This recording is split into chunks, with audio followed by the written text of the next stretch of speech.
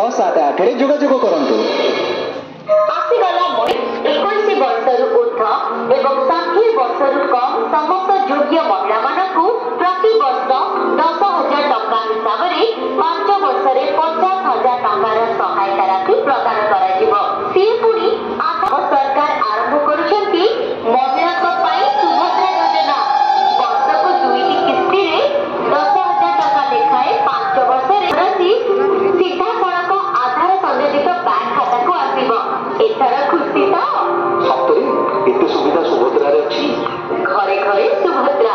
Subhadra helpline ନିଃଶୁଳ୍କ number 14678 ରେ ଯୋଗାଯୋଗ କରନ୍ତୁ। ଆଜି କଣ ଘରଣୀ ଆମର ଭାରି ଖୁସି। କୁଆଡେ ବାହାରିଲ କି? ତମେ ଜାଣିନ କି ଏବେ ଶୁଣିଛି ଏହି ଯୋଜନା ପାଇଁ ମହିଳାମାନେ ଅଙ୍ଗନବାଡି କେନ୍ଦ୍ର, ବ୍ଲକ କାର୍ଯ୍ୟାଳୟ, ମୋ ସେବା କେନ୍ଦ୍ର ଆଉ ଜନ ପଇସା ପାଇବେ ଆଉ ନିଜ ଖର୍ଚ୍ଚ ନିଜେ ଉଠେଇବେ। ଯୋଗାଯୋଗ କରନ୍ତୁ। ଆରେ ତ ଶୁଣିଲି ପରେ ଆମ ରାଜ୍ୟ ସରକାର ମହିଳାମାନଙ୍କ ପାଇଁ କଣ ଗୋଟେ ସୁଭଦ୍ରା ଯୋଜନା କରିଛନ୍ତି। ସେଇଟା କଣ? ମାଉସୀ, ଏହି ଯୋଜନା ଏବେ ସାରା ରାଜ୍ୟରେ ଯୋଗ୍ୟ ମହିଳାମାନଙ୍କୁ ଆର୍ଥିକ ସହାୟତା ଯୋଗାଇ ଦେବ। 21 ବର୍ଷରୁ ଅଧିକ ଓ 60 ବର୍ଷରୁ କମ୍ ଯୋଗ୍ୟ ମହିଳାମାନଙ୍କୁ 50,000 ଟଙ୍କା ମିଳିବ। ପ୍ରତିବର୍ଷ ରାକ୍ଷୀ ପୂର୍ଣ୍ଣିମା ଏବଂ ଅନ୍ତର୍ଜାତୀୟ ମହିଳା ଦିବସରେ 2ଟି କିସ୍ତିରେ 10,000